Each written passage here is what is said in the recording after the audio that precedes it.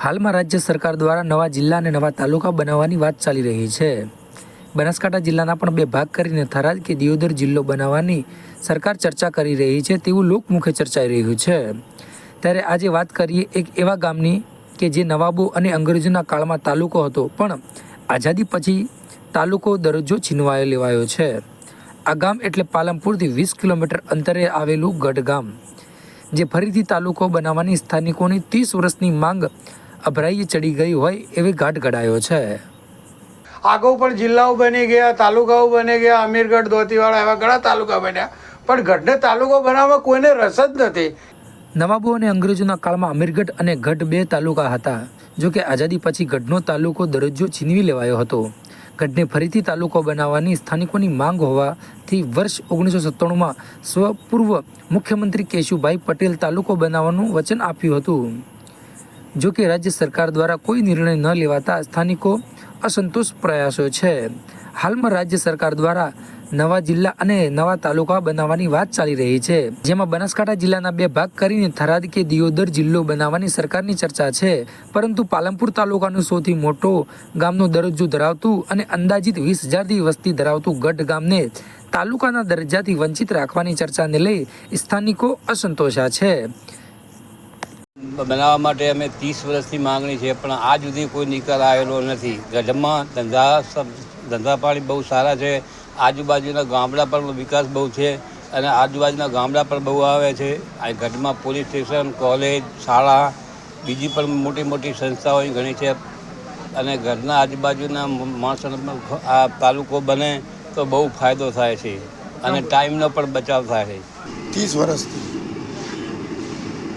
આજકાલ કરતાં 30 વર્ષ થઈ ગયા અને હજી સુધી કોઈ નામ લેતું નથી અને આજ સુધી બન્યો બી નથી.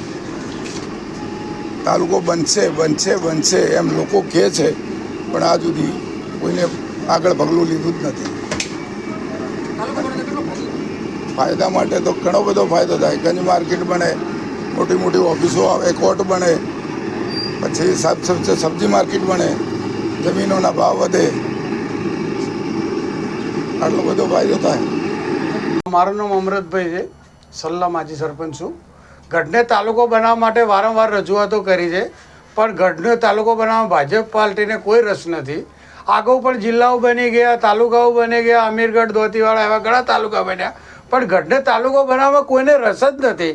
ગઢ એક એવું સેન્ટરનું ગામ છે કે આજુબાજુના ગામડાઓના બધા ગઢમાં જ આવે છે. હીરોના કારખાના, પોલીસ સ્ટેશન, બધી જ ઓફિસો, બેંકો બધું ઓફિસો છે.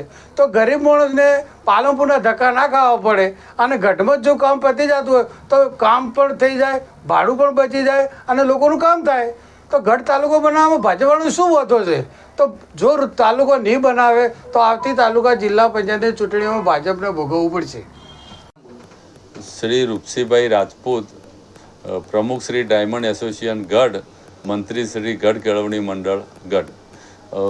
આજે પેપરો અને ન્યૂઝો દ્વારા જાણવા મળ્યું છે કે રાજ્ય સરકાર જિલ્લા વિભાજનની પ્રક્રિયા હાથ ધરે છે.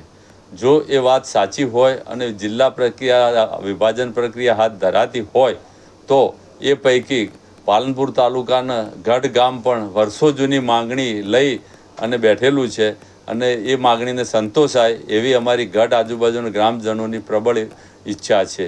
બીજું કે જ્યારે પણ ચૂંટણીઓ હોય છે, સંસદ સભ્યશ્રીની હોય કે ધારાસભ્યશ્રીની હોય, ત્યારે જાહેર મંચ ઉપરથી ગઢ ગ્રામજનો આ માંગ મૂકે જ છે કે સાહેબ ગઢને તાલુકો કરવામાં આવે તો જે તે સમયના ઉમેદવારો અમને હૈયાધારણ આપે છે કે અમે ચૂંટાઈને આવીશું તો અમે તમને આ બાબતે તમને સંતોષ આપીશું, પણ આજ સુધી આવી કોઈ સંતોષ મળ્યો નથી અને લોલીપોપ જાહેર થયું છે.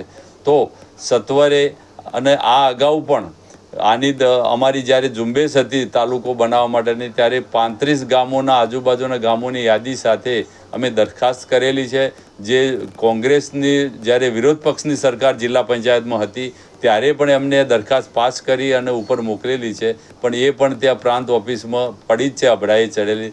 તો એના ઉપર વિશેષ રસ દાખવી આને આગળ વધારવામાં આવે તો ગઢ તેમજ આજુબાજુના ગામોને આર્થિક અને સમયનો ખૂબ સદુપયોગ થાય છે અને ગુજરાતની વિકાસમાં એક સોનેરી મોરપીંછ ઉમેરાય છે એવી અમારી અપેક્ષા છે.